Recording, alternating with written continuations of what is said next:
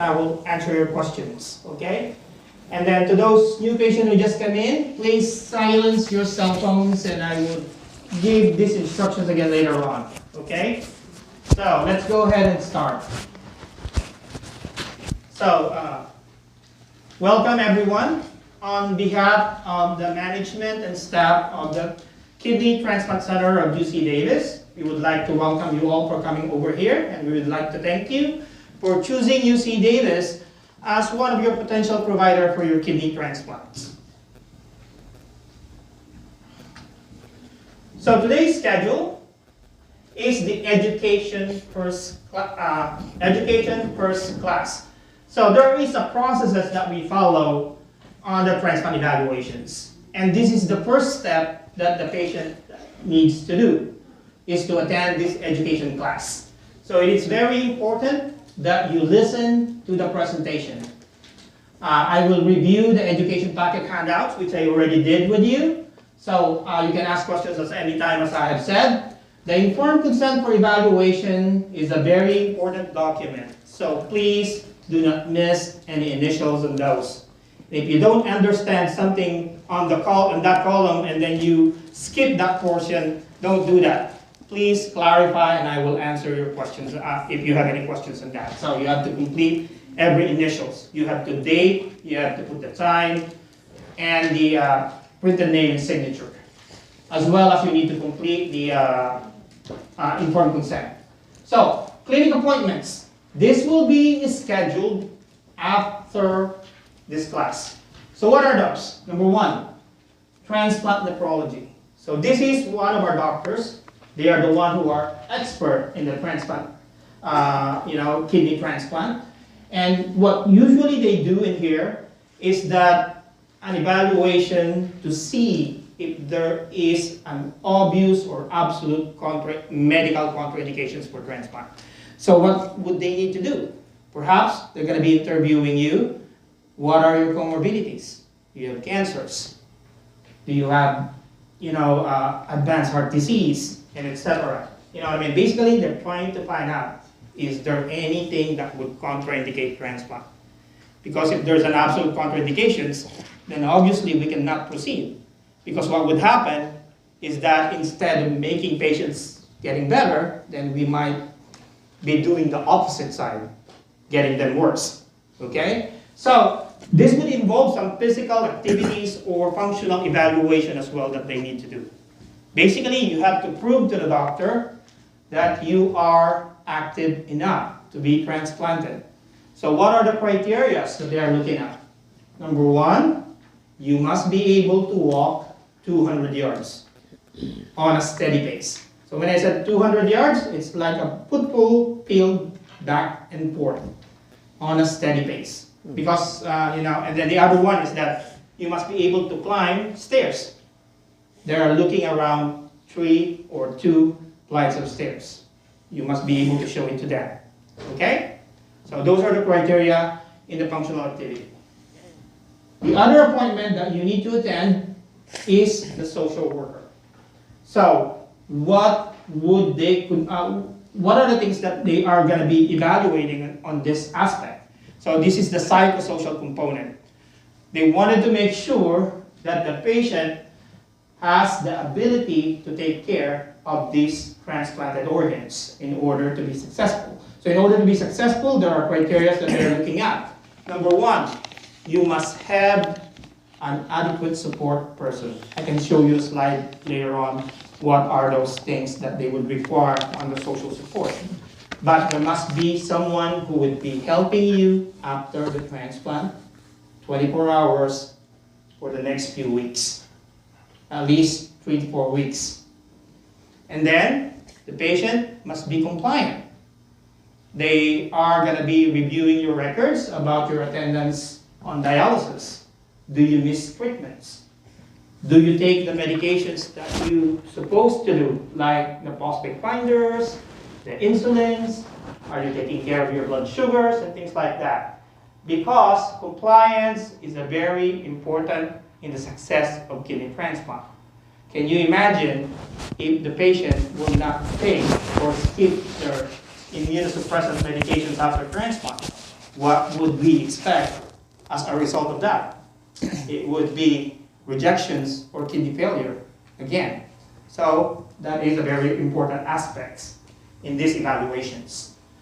Dietitians. So not everyone or not every patient will be evaluated by the dietitians. But if you are underweight, overweight, or you look like frail or weak, then those are the criteria that might trigger us to schedule you for a dietitian appointment. Okay? Any questions? So these are the forms that you need to fill out, which is I already showed you. So kidney failures, what are the treatment options? When a patient goes to end-stage renal disease, there are different or two kinds of treatment options right now. And you heard it right, it's treatment options. Because at the moment, there's still no cure for kidney disease. So the treatment options are either patients will be on dialysis or on kidney transplantations. So I understand some of you may not be yet on dialysis. And congratulations if you are already here, because it kind of like tells me that you are proactive with your healthcare as you are already being evaluated now. Okay? So dialysis, there are two types. You have the hemodialysis and you have the PD. And the nocturnal is the same thing as hemodialysis, but they normally do it during the night, you know. So hemodialysis, you need access, fistula, or catheter, you know, it could be in your chest. There are a few times it could be on the femoral, you know, but not too many of those accesses. Usually it's on the chest and the fistula and the graft. PD is that they use your abdomen as a semi-permeable membrane to use for dialysis. Okay, I'm not gonna elaborate too much with dialysis because our focus right now is the kidney transplant. So where do we normally get the kidneys that we transplant to patients? There are two types.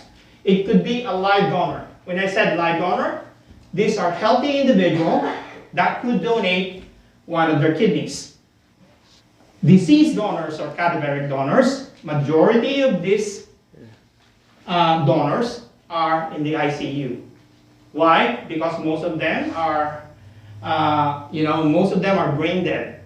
Means they undergone a catastrophic accident or shooting or anything like that, and they're already brain dead, most of them, and they're in the ICU. We don't expect them to recover anymore, and they are eligible to donate organs. Could be a kidney, could be a heart, could be a liver, could be intestines, etc. Anything that you can transplant to human beings. So what are the benefits of kidney transplantations? There are two major things that I can tell you. Number one is to live longer. So if you are young right now, you don't have too many complications or too many medical problems aside from kidney failure.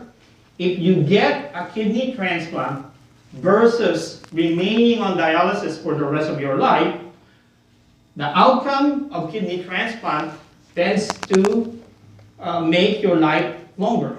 Live longer, as they said. You know, you can look at the statistics to Google and see the comparison to those young patients who get transplanted. Now, if you are a type of patients who are in the advanced age, I cannot define to you the age, okay? So if you are in the advanced age, we can no longer influence your longevity if you get transplanted. But what we can majorly provide you is an improvement in your quality of life. So what does improvement of quality of life means? Means that if you have a successful transplant and you are on dialysis, then you will be out of dialysis. If you are out of dialysis, then you don't need that fistula or that catheter anymore. And if you are not on dialysis, your diet and your fluids will be much better. You can drink much better compared if you are on hemodialysis. You can eat the food that you like much more compared than you are on hemodialysis, because especially with the hemo, the diet are very restricted. As you know, you cannot eat too much high potassium containing foods, too much high phosphorus containing foods, because they could cause complications, as you know. like dairy, milk, So evaluation process. cottage cheese, yogurt. So once this class is done, and you had been given your appointment, and you attended the doctor's and social worker appointment, then the next step, if there is no major problems or red flags or issue during the evaluation, then the testing began. Okay? So what are the tests that we need to do? Blood tests. These are the screening tests for transplant. What are those? HIV, hepatitis, viral testing, blood typing, histocompatibility. These are all very important tests or screening tests because they could affect the success of the kidney transplant. That's why we need to screen them. Heart tests. EKG and echocardiogram is the basic, but if you are diabetic or you are 50 years old and above, then we need to do a stress test. You know, there are different kind of stress tests. Either you go to the treadmill and exercise, or if you're too weak to do that, then maybe they can use a pharmaceutical agent that they inject to you, and then they would stress the heart, and then they would scan your heart. So what is the purpose of that? They would like to ascertain that there is no blockages or major abnormalities in your heart. Because this is a major operations. We don't want you to develop a heart attack during the time that we're doing the surgery. You know, so we have to make sure that everything is on the right track. So if there are abnormalities in those testings, then we may need to further investigate. That you may need to do more invasive testings, or you may need to see your heart specialist and see if they can fix or correct the abnormalities at least. Okay? Lung test, the basic one is X-ray. But if the patient is a smoker or has some lung issues, then of course further testings will be necessary, like CT scan, pulmonary function test, those kind of things. Normal screening for your age. So it means that if you are 50 years old and above, definitely you need to do a colonoscopy. Okay, if you already done the colonoscopy and they are normal, usually they're valid for 10 years, that you don't need to repeat them. But if there are abnormalities, they've seen polyps, they've done a biopsy, then we need to follow what would be the recommendation as to when we need to repeat that testings. Because if it's a pre-cancerous, we need to repeat it in a year, or maybe after 3 years, or maybe after 5 years, depending on what would be the recommendations of the pathologist. Okay? Other testings as needed. Well, for women, we need to have a mammogram, and then we need to have a pap smear as well on top of that. And other testing will be needed depending on the evaluations by the doctor. For example, the doctors done a physical examinations on you during the evaluation day. They try to palpate some pulses in your legs, and then they cannot appreciate anything, weak, brewy, anything like that. Then you may need at least ultrasound of the legs to see that there is really a good flow of blood to the legs. Okay? And if there's, and sometimes it may be a more invasive one, which is angiogram. Okay? So, your job is to complete all the testings that I had mentioned to you, or what we have asked you to do so. So you're going to be receiving a letter. It states there what are the things that you need to do. Okay, we will help you to schedule those.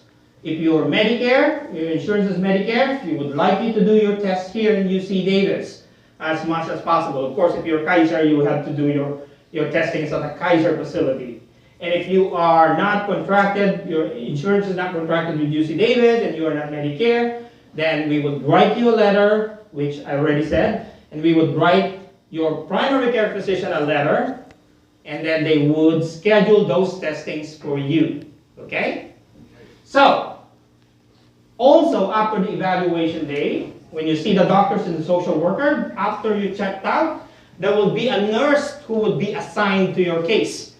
So that would be depending on your last name.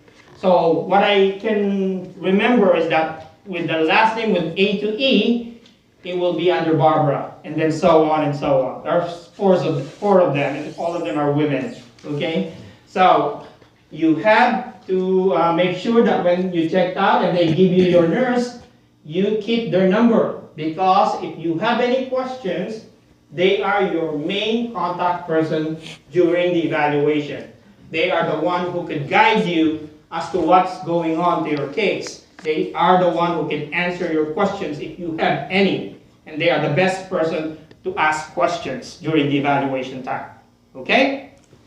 So, as I had mentioned, you need to complete all those testings, and once you completed all those testings, your nurse will present your case to our selection committee. The selection committee is the one who would make decisions to your case.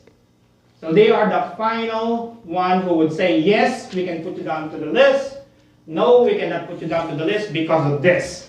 Okay? So there will be a letter that you would receive if you've been approved, if you've been declined, if you've been hold, and a letter with the decision will be sent to you. Okay? I can give you an example. For example, you had a colonoscopy, and unfortunately it shows beginning cancer. Then that could be a possibility that we may need to decline the case until that cancer has been treated and on remission. That's just an example, you know what I mean? So it could be that it would say hold, you know what I mean? So, and if all of those testings that you've done are acceptable and normal, then I have no doubt they would say yes to your case, and you will be approved to go to listing. Okay? So as you hear me, no one is on the list at the moment.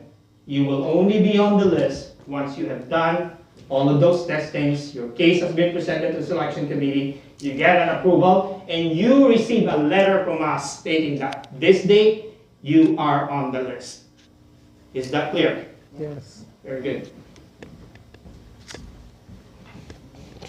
Okay, financial authorization. These are the first steps of listing. So one of our financial coordinator will be giving you a call. And what are they going to be talking about? Is your insurance benefit. They will review your out-of-pocket costs for the medications. As you know, after the transplant, you will be taking an immunosuppressant medications, and they cost thousands of dollars. But they are covered by your insurance, Medicare and your private insurance. But you have a copay to pay, and every insurance is different. So that's the one that they would discuss to you. They will also get insurance authorization for the transplant surgery, because we don't know as to when the kidney will come along. So we have to make sure that we already have the authorization. In case that kidney will come during the night, then it's ready, and we will call you during the night. Okay? And then we will also get an authorization for recipients if you have a living donor, because the living donor evaluation is also covered by your insurance. Okay? The Center for Medicare and Medicaid Services wants you to know that you must do your transplant at a Medicare-approved hospital located in the United States. If not, your anti-rejection medications may not be paid under the Medicaid Part B. UC Davis is a Medicare-approved hospital for kidney transplant. As you know, there's no secret that some patients or some people have some relatives outside the U.S. and they may have some living donors there or anything like that, and they do the transplant overseas. So I just want to make sure that you understand that, you know, there's a chance that Medicare may say no when you come back if you would ask them to, you know, to cover your immunosuppression, because there are some guidelines from the CMS that you have to do your transplant to a Medicare-approved hospital.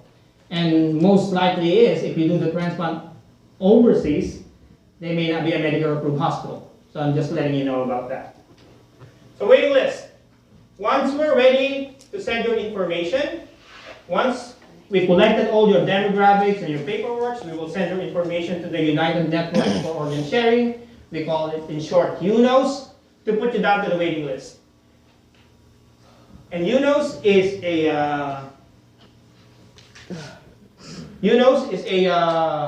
is located in Virginia. Wow. They are the one that allocates the organ, especially the kidneys, you know, the heart, liver, intestines. They have a big database of all those transplant patients. You can be listed at more than one center, and I encourage you to double list if you have the ability to do so. You know, it's no secret from me that some of you here may be coming from the Bay Area, and you may be listed in one of the Bay Area facility, like UCSF or Stanford or California Pacific, and you're coming over here for a dual listing. That's very good because that would be an advantage with you sometimes. And same thing with our local patients. If they wanted to double this and they have the ability to do so, there's no insurance restrictions, then I encourage them to as well to double this, especially if they don't have living donors. Yes, sir. If you're already been approved to other facility for transplant, do you still have to do the screening and everything here, or those things? Yes, yes. So the testings that they done to any transplant center is not automatically be translated as a listing to us. Or same thing with us if you double list to them. You have to comply with the criteria of each transplant center. Although, some of your testings that you have done, if they are still current, we would accept them, that you don't need to do them again. For example, you just done a stress test 6 months ago in UCSF, and you're coming over here, and that result is good, then we don't need to require you to do so. Okay? So, being listed by one transplant center does not mean that other center will definitely list you. So there might be sometimes some differences of opinion. You might be surprised that you got listed to this transplant center and the other transplant center is saying no. There is a possibility that that would happen because there are different reasons. Okay? Living donor is the best options. So, why? Number one, you don't need to wait too long. If you have a living donor, once we have evaluated you, that you are a good candidate for transplant, and your living donor is a healthy individual that are good to donate their kidneys, then we can schedule the surgery. Usually with the uncomplicated living donor evaluation, we should be able to finish this within 3 to 6 months. Okay, so rather than waiting for many years on the cadaveric. Okay, one thing good with the living donor transplant as well is that the live donor kidneys last twice if you compared it with a cadaveric transplant. So the average for cadaveric transplant is about 11 years. Then if you compare it with a living donor, then it should be baseline is 15. It could be double, maybe 20 years in terms of their, Transplant is a planned event. So you know as to when are you going to be having your transplant if you have a living donors. We can plan for that, the day, the time. But with the cadaveric, we don't know. So pool evaluations for the donor is very important. That's why, we have to test them too as well, just like we have tested you. They have to see the doctors, the social workers, and undergone screening tests and everything like that too as well. Why do we need to do that? Because we need to make sure that it's safe for them to do the living donors. Okay? So, who can donate? Anyone. Could be a family members, friends, church members, co-workers, and neighbors. Donors are evaluated by a separate team. So they will have their separate nurses. And all donor information is confidential and we cannot discuss it with the recipients. Means that if you, as a recipient, trying to call the living donor nurse and trying to get information on what's going on with your living donors, guess what? They will not be able to provide you an answer. Why? Because number one, as you know, you're familiar with the privacy law, which is the HIPAA. So your living donor is a separate patient, and we cannot discuss what's going on. The other thing too as well is that we don't want pressure coming from the recipient to the donor, because this should be a voluntary thing that those living donors are doing. It is against the law to accept any money or anything invaluable in exchange for living kidney donation. So how do they do the surgery? They call it the laparoscopic surgery. They've done it with a scope. As you can see, there's 2 small tiny holes in here. That's for the camera and the instrument to take the kidney on the back. And then this is where the kidney will come out from the living donor. It's like a bikini type incision below the bottom, belly button. A surgery takes about 3.5 hours. Usually we take the left kidney for anatomical reasons. And then hospital stay for the living donors, if it's uncomplicated, about 2 days. 2 days. If you compare this one to the traditional nephrectomy many years ago, the way they do the living donor is a conventional nephrectomy and the incision is here. So it's a very big incision, very big tissue trauma, more pain, and more recovery days compared to this new technique. Usually patients recover within 6 to 8 weeks. Paired exchange can be considered if you don't match your living donors. And there are different reasons why you don't match. The most common one is blood type. For example, your living donor is a B and you are an O. Then of course, that's a blood type incompatibility. If it's different, O to B, O can donate to anyone because it's a universal donor. But if it's B to O or B to A, that wouldn't work. Then maybe a paired exchange is something that we can consider. So how does a paired exchange work? It's just like a swap, you know? So there are two ways for us to do this one. We have the internal swap, and we have, we are a member of the UNO's paired exchange program, wherein that's on the national level. If we cannot find internal matching, we put you down to the national level, and in the national level, they have members of different transplant centers who have their incompatible recipient and living donor, and they go to the pool. So the more people in the pool, incompatible living donors and recipient, the more chances that we can find a swap. So you are guaranteed with a kidney on the paired exchange, okay? And of course, the kidney travels, the patient don't. So for example, the paired exchange was deemed to be in New York. That kidney will travel from New York to here, and the kidney of the living donor here from UC Davis goes to New York. Okay, and the patients remain on those hospitals. So there are different reasons too as well. It could be the size, the age difference, and it improved chances to match. So if you have a living donor, this is our website. www.transplant.ucdavis.edu. So the information should be in your packet. This is the first thing that your living donor needs to do, is to go to the website and then answer our screening questions. This is the fastest. And this is the phone number too as well if they would like to call. But I would encourage, if you have living donors, please visit our website and then answer that 20 to 25 question screening, because the computer will give them an answer immediately if they can proceed or not. Because one of the screening questions will be, do you have diabetes? Do you have hypertension? And if you have those, then most likely is you will not be eligible to donate one of your kidneys. Why?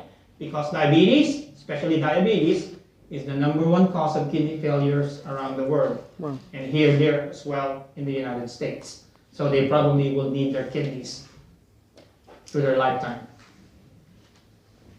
Now, if you don't have living donors, these are the average waiting time here in UC Davis, and this data was 2015. Waiting times based on your blood type. So if you are blood type O, the average median waiting time is about 5 years. For blood type A, it's about 4 years and 3 months. Blood type B is about 6 years and 7 months. And blood type AB is 2.8, 2 years and 8 months. I would like to let you know too as well that UC Davis in the Northern California, we are one of the shortest waiting times in terms of the cadaveric transplant. Cool. As you may know, in the Bay Area, the average waiting time for a blood type O will run around 8 to 10 years. That's the same thing in Southern California.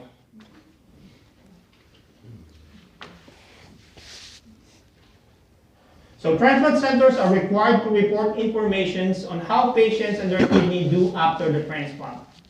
The information is published at the SRPR, or the Scientific Registry of Transplant Recipients, twice a year. The most current information is in your packet if you are moving along with the slides that I have provided, or we have provided to you. And if you would like to research more data, the best place to research will be this website, the SRPR data or the OPTN, and those are the websites. So, wait time begins. So it depends on many factors. I would like to let you know that the transplant allocation system has been changed 5 years ago, December of 2014. And one of the major changes on that allocation system is these things. Okay? If you are on dialysis now, and then we put you down to the list, your waiting time starts from the time you started dialysis. So if you've been on dialysis for 3 years, or 4 years, or 5 years, and you got evaluated now, and you seems to be a good candidate, then you will have a leverage on that, because it will backdate from the time that you started dialysis. Non-dialysis. So if you are not on dialysis right now, your best bet is to finish all the testings as soon as possible, because that's the only time we can put you down to the list once you completed all the testings, as well as you've been approved by our selection committee. So please make sure that you finish that test on a timely fashion so that we can put you down to the list. Antibody level. If you have a high PRA or if you have a high antibody level, it would be much more harder to find a matched kidney for you or a suitable kidney for you because you have a lot of antibodies. So weight, those patients who are petite, like about 80 kilograms and below, sometimes they got transplanted much more faster because they can receive here in UC Davis what they call a baby kidney or a baby or an en bloc kidneys. We can only allocate these baby kidneys to those patients who are petite, because if you allocate this baby kidney to a bigger individual or a bigger patient, then that baby kidney could get overwhelmed with the body surface area of that patient. So that's why it can only work with the 80 kilograms and below patients. Antibodies. So how does your antibodies goes up? So let me begin. The antibodies are your proteins in your blood. This is your protections. These are the ones that fight viruses, fungal infections, or bacterial infections, and blah, blah, blah. This is your defense system. But part of the antibodies too as well is something that identifies DNA or genetics. Okay? So what would happen is that if you have been exposed to blood transfusions, maybe not once or maybe a lot, sometimes your body tends to develop antibodies. Why? Because the blood that they transfuse to you is not exactly the same tissue as you have. Okay? So your immune system tends to, when they get exposed, they tend to develop a soldier against that type of tissue. So when again you got exposed to it, and they have a soldier, then they kill it quickly. That sometimes happens in rejections for kidneys. Prior transplant, if you have a kidney transplant before, that kidney is not your own tissue. So your immune system are reacting to that tissue or creating a soldier to kill that tissue. So when you get exposed again to the same thing, then they would kill it quickly. So pregnancies for women or viral infection can make your antibody level go up. So what does it mean if you have a high antibody levels? It means that you would be compatible with fewer kidneys by cross-match. And what is a cross-match? Cross-match is the final test that we do in order for us to determine if that tissue is compatible with you. So how do we do that? So your blood and the blood of that donor, we test them to the dish. Now if they kill each other, what does it tell you? It will reject, isn't it? Because they're already killing it. They already give us a preview that if we transplant this kidney to you, your immune system will just gonna kill it. So what it is that we need to see? What we want to see is that they should not be killing each other. I'm not saying that they would not kill each other in the future, but at the moment, we can transplant it to you, that tissue, and then give you an immunosuppressions to lower down your immune system so that they would not attack that tissue. Okay? There's a question? Yes? Would it make a difference if it was a family member? Would it? Well, the family member, for example, 4 family members, there might be a chance 100% that you would be perfect match. There would be 50% that you were 50% chance match. The chance that you may not be matched or something like that. I'm talking about would it create family members? There is do a the possibility to as well, antibody yes. fight it? Yeah, because for example, that family members has a blood transfusions before, or that family members had pregnancies before and they get exposed to other tissues, then that could probably develop as non-compatible with you. That's a possibility too. Okay? Did I answer your question? Yeah. Okay. After listing, once you are already on the list, things doesn't stop. This is just the beginning once we put you down to the list. So these are the things that you need to do and to keep current while waiting for that kidney to come. So there would be a scheduled test update, like your stress test. We need to do it to some patients every year, but not all patients need to do it every year. Maybe some patients need to do it every 2 years. That would be depending on how complicated your medical comorbidities are. And that would be communicated to you by your nurses. We are the one, or the committee will decide as to when the test update needs to be done. Blood tests will be done every 1 or every 2 years. And then transplant visit, just like seeing back the doctors and social worker, maybe in the next 1 year or maybe in the next 2 years, depending on how complicated your cases are. But that's part of the letter that you would receive to us as to when the updates will be done.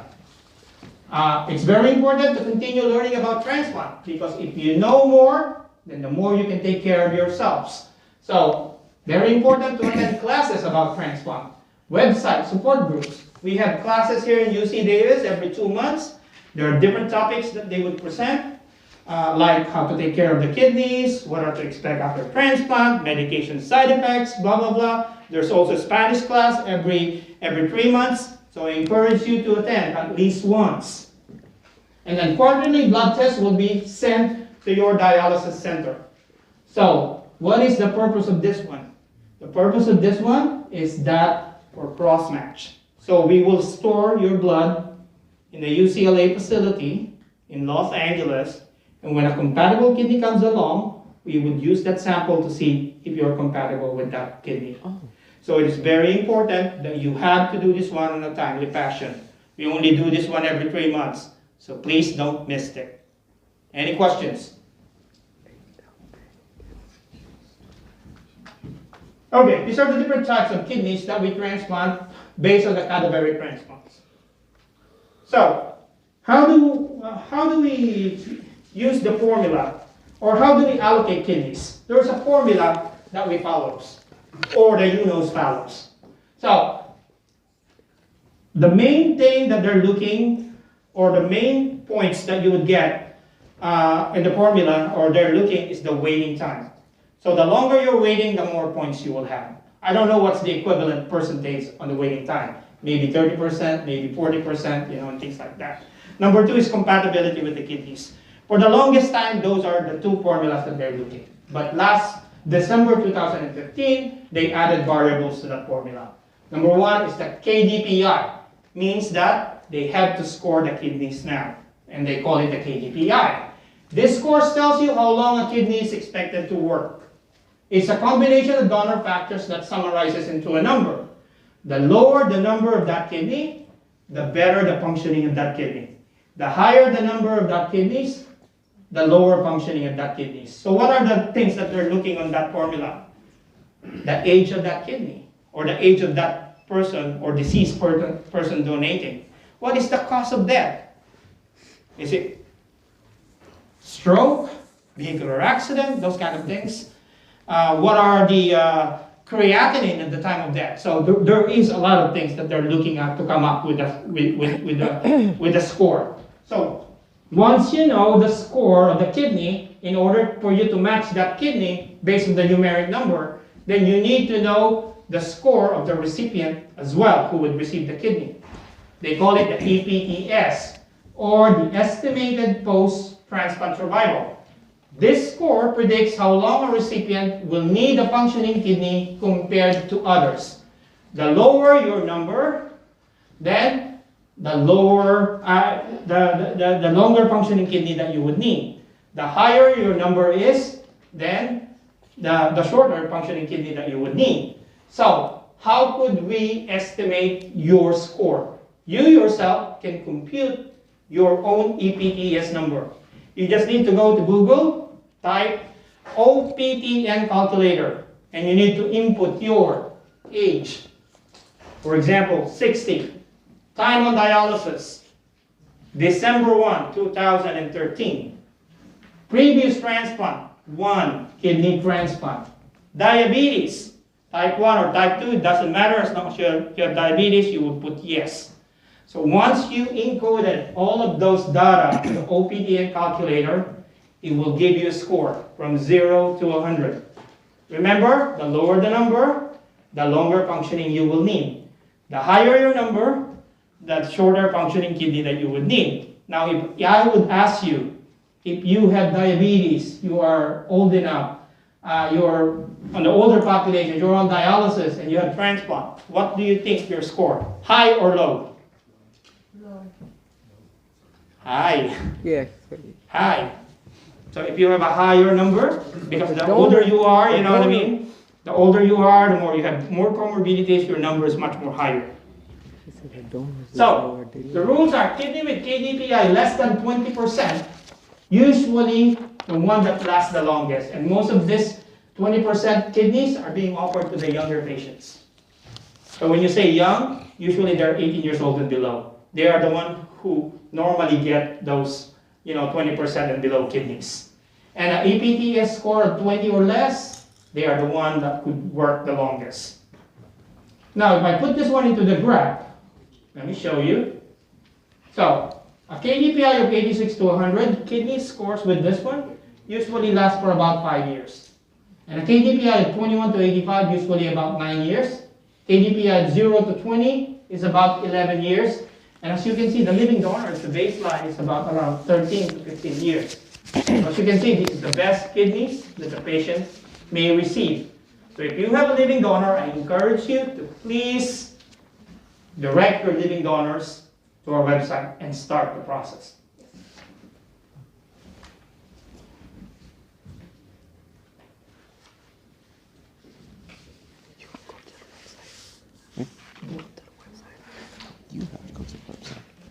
Okay, these are the different types of kidneys that we have or we transplant to patients. Hep C positive kidneys.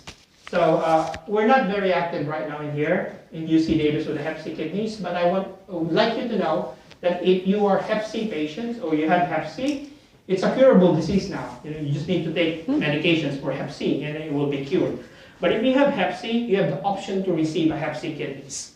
So what would that mean? It means that you can be transplanted much more faster if you would consent to receive a Hep C kidneys, because not everyone can receive a Hep C kidney. At the moment, we are not so active as I have said, but we may be in the future because we've been doing this for a long time too as well.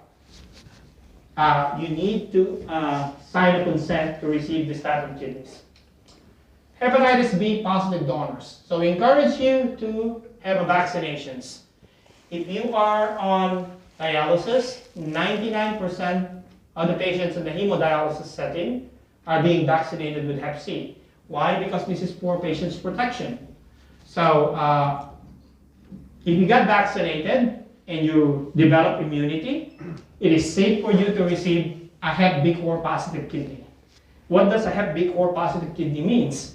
Means that that kidney has been exposed to hepatitis, but they don't have the actual virus or infection of Hep B. And in order for safely transplant these kidneys to patients, patient must have an immunity against hepatitis B. Okay?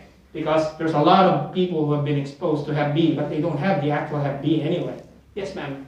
I have a question. I don't have to see, but say that you accepted someone's a donor with Hep C. Can you cure it if you don't have it? Can you take it? That's part of the research that they're doing nationwide right now. I think Johns Hopkins has been doing it because we recognize that the kidney transplant is taking so long, and sometimes the risk of being on dialysis sometimes outweigh, that there is a benefit to get transplanted and cure it afterwards. So that's the one they're doing right now. So in the future, it may be kind of like, a way of life in doing a transplant. Especially right now that Hep C is curable. you know. But of course, they need to investigate further, see what are the complications and things like that. But there are Johns Hopkins and other transplant centers are doing it. Okay. So increased risk kidneys, or PHN and OPO increased donors, means that there is a higher risk of passing viral infections, just like Hep B, Hep C, HIV. To begin with, this type of kidney or this type of donor, we already tested them, and they are negative for Hep B, Hep C, and HIV. The only reason they become a higher risk is because based on their medical comorbidities, there's some history on there that make them high risk. For example, at the time of their death, there's a recent incarceration for that donor. Number two, there's a documented sexual contact to a positive with HIV or hepatitis C or HIV or things like that. So those are examples that make it a high risk. They're negative, but we don't know if they just recently been exposed. We will let you know about that, and you decide if you would accept that kidney. The chances of transmission is very low. And black kidneys, as I mentioned before, these are baby kidneys coming from small donors. We transplant them as a set. The benefit is that this is a young kidney and grow and work better over time. But of course, there are risks. On the first few months, you may require dialysis because that kidney may not be sufficient to filter your blood. They may be creating some urine, but they may not be able sufficient to filter until they grow with you. And usually it takes about 6 months. And then you may probably need dialysis while we are waiting for that kidney to grow. Risk of bleeding is much more higher because they are very small and will be much more harder to suture. But one thing nice is that UC Davis, Dr. Perez, one of our surgeons, is one of those pioneer surgeons who have done these end block kidneys. And we are the one who made this one popular around the country. And a lot of transplant centers now are using the baby kidney. Usually they just discard it before. Now there is a demand on this one. That's why everyone is utilizing it. Then the volume went down a little bit with us because everyone wants to use it, you know. So it comes from a donor less than 7 kilograms. So how do we do the transplant? As you can see in the picture, this is the transplanted kidneys. So it will be attached to your iliac artery and your iliac veins here or on this side. Okay? So the surgeon will choose what would be the best place to put it. If you don't have any peripheral vascular disease, then there will be no problems. But if you have some peripheral vascular disease, then they need to choose the right place to put the kidney on. And if the peripheral vascular disease is so severe, that patient could end up not a candidate as well, you know. So the ureters are attached to your bladder. So once your blood flows to the kidney, filters it, toxin comes back and goes to your bladder as a urine. So the call for the kidneys. So the nurse will screen you if there is an available kidney that would come out for you. So usually with the cadaveric kidney, it's based on the blood type. So if the blood type O comes up, usually majority of those people on the list are blood type O. There might be some certain circumstances that maybe a blood type A may go up. Maybe the blood type A has been waiting there for a very long time that they have so many points that they override the blood type O. So, but usually blood type O to O, A to A, B to B, AB to AB in general rules.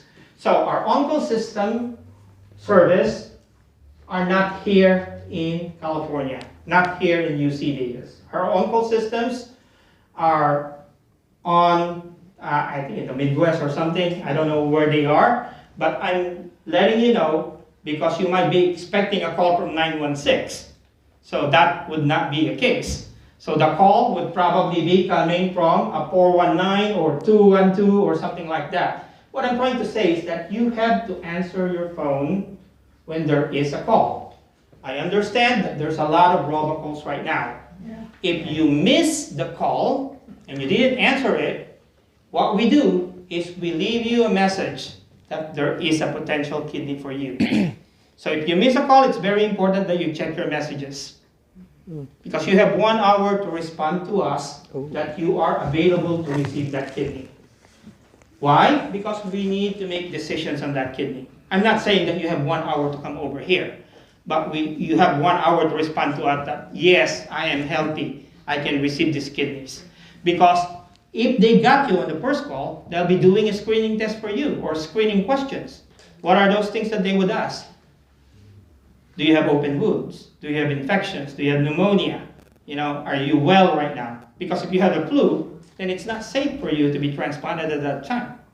So, in order for us not to waste the kidney, then we have to go to the next in line. Who would be the second?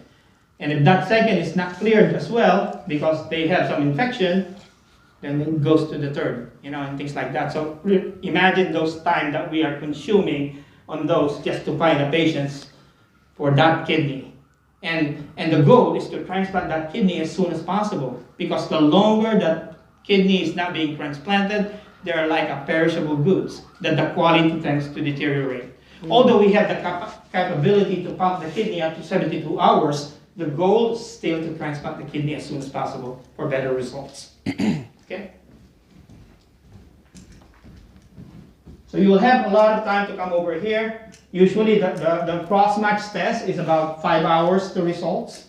So when you are clear to be transplanted, usually they would send your sample and then test it for cross-match, and they will call you back in the next 5 hours to see if it's a negative cross-match. And if negative, then they would call you to come over here to UC Davis for admission. Okay? I have a question.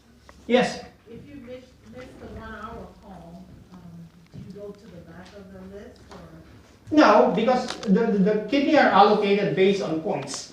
So if you've been waiting for a long time, chances is for the next time you will be called back again. Now, if you are just waiting for just 3 months and then you're lucky enough to be called because based on the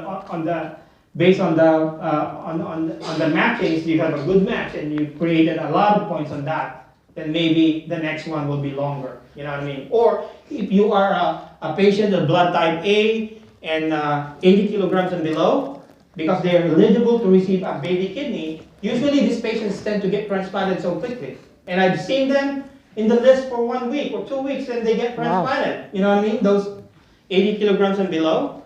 So if you miss that, then I can't guarantee that the next one will be, unless there's a pediatric kidney that would come along again that matches you. So bottom line is that it's very important that you must be responsive to all the letters, especially the calls that we make to you. So these are the general risks. The kidney is inspected by the surgeon prior to the surgery, and we expect them to work. Sometimes they do not. If that's the situation, then you will have to continue with dialysis if the kidney does not work. Other factors that affect is the health condition, the past medical history, and age of the donor. These are the general risks for the patients. All organs are tested. So from blood, urine tests, spinal fluids, hepatitis, HIV, hepatitis C, perfusion solutions. But there's no way or no complete way to test for all diseases or malignancy or cancer. Sometimes this disease and malignancy or infections can be found after the transplant.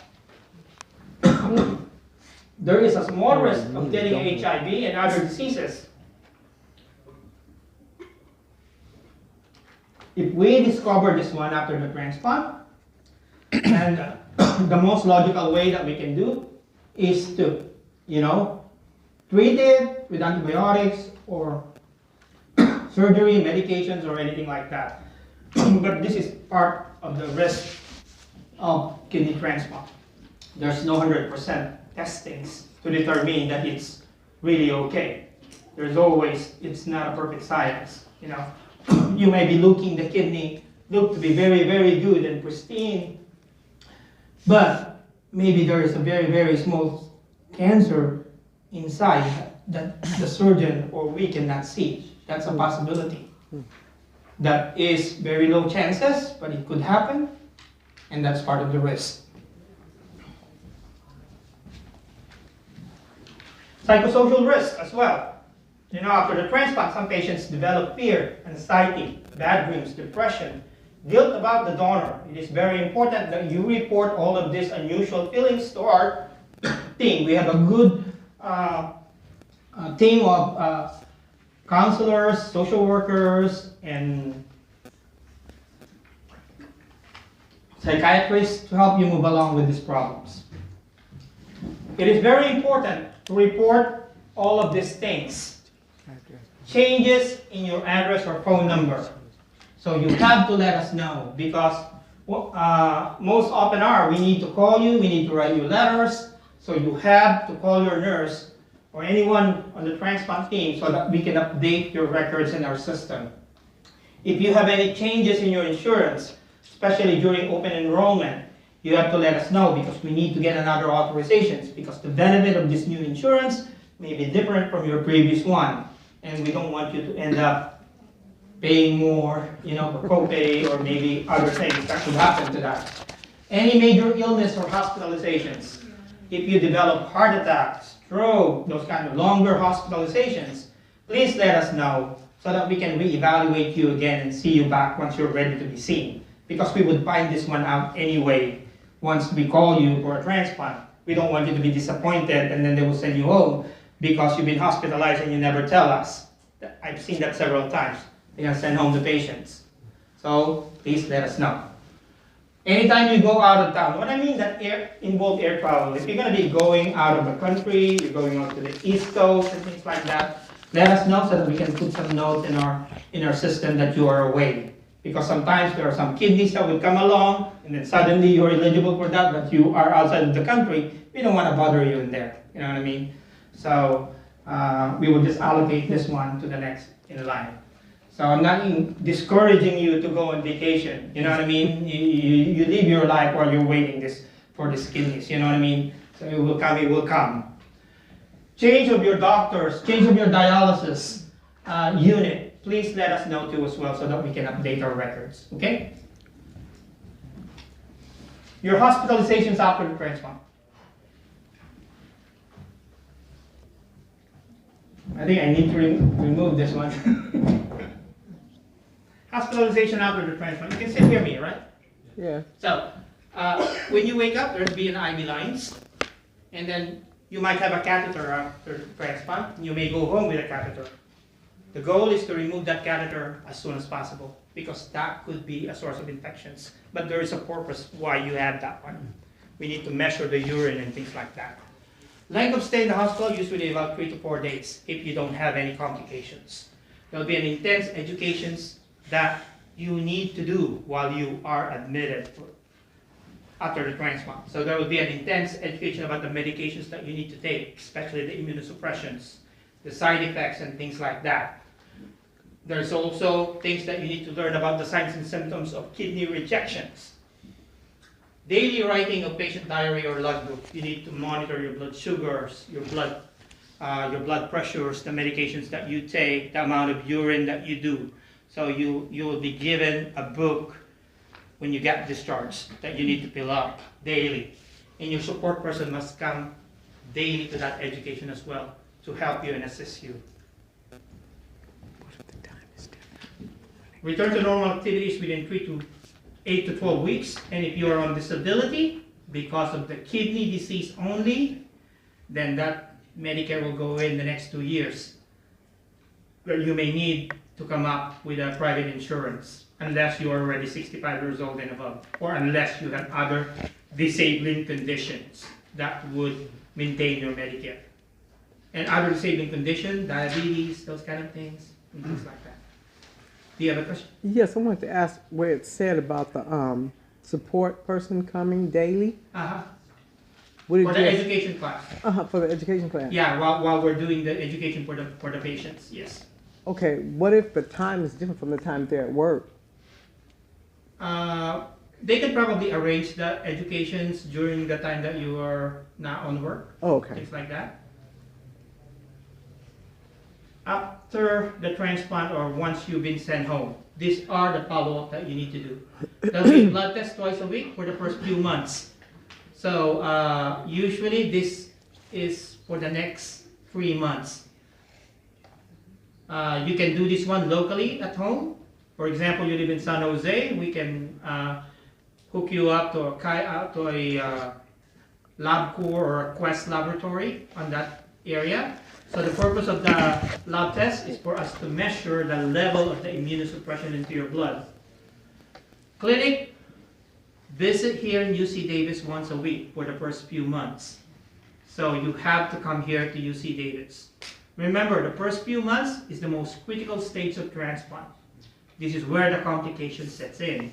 So we need to follow you closely, and this is what we need to do, to see you every week and monitor your blood, your immunosuppressant level in the blood.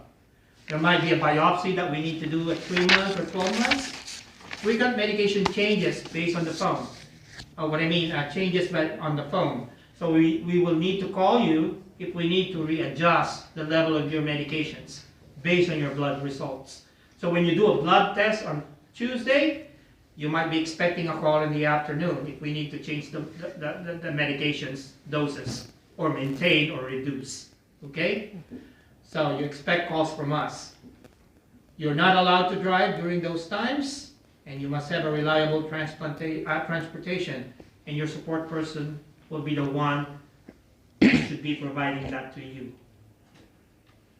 Medications. You will be taking a lot of medications. I'm not joking on that one. That's reality. Whoa. Because, the immunosuppression, there's a combination of 2 or 3 types of immunosuppressions, and depending on the dose, the higher the dose, the more capsules you'll be taking.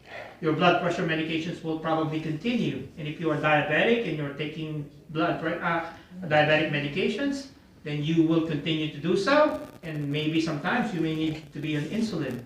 If you are on insulin, you may be on a higher dose, because that's part of the side effects of this immunosuppressant. Diabetes, nausea, vomiting, and diarrhea, increased risk of infections in cancer, especially these skin cancers. So I want to let you know too as well that mycophenolate is a type of anti-rejection medications that we use. This is for female only, and this one can cause miscarriages. So it's very important that you plan for this. If you are intending to get pregnant after transplant, our recommendations right now is at least 1 year of stable functions. You have to be counseled about birth control options. You have to use acceptable birth control while on the drugs. And we have to start planning now, and you have to let us know what's your plan after the transplant so that we can plan for this. These are the complications of kidney transplant on the early stage. When you say early, this is from the time you got transplanted to several days. Bleeding, thrombosis means the kidney could clot and we need to remove it. Development of heart problems or breathing problems, infections, and delayed graft functions. That's a possibility that would come up. Late complications. This is from months after we transplanted you to years. So infections is always a problem. Why? Because you are taking the immunosuppressions. And if you take the immunosuppressions, your immune system is always power low. So the chances of contracting viral, fungal, flu is much more easier for you compared to a patient who doesn't take an immunosuppressions. But you have to do it to protect the kidney. Some kidney disease can come back. So if the cause of your kidney failures is autoimmune, like lupus, FSGS, there's a chance that that disease can come back and affect the transplanted kidneys. Heart disease, diabetes, bone problems could also come up. You need to have your primary care doctors and you have to see them regularly. Rejection. It is uncommon to have rejections if you follow recommendations. So it's very important that you have to do your blood test on time. You have to take all your medications as we instruct you in order for us to prevent rejections. And you need to keep all your appointments. This is the best way to combat rejections. But of course, there are also things that, even if you're doing all of this one, there's still a chance of rejections, but it's very low. It's controlled by your immune system. So we cannot control that. Sometimes it could lead to that. Delayed graft function. So what does it mean? So when they said you have a delayed graft functions, you have a sleepy kidney, you may probably hear that to your doctors, or you may hear that to your nurse. What does it mean? It means that the kidney is not working at the moment, that you may need dialysis while we are waiting for that kidney to wake up, or a longer hospital stay because that kidney is not working. Feeling ill and frustrated is common because you have a transplant, but it's not working.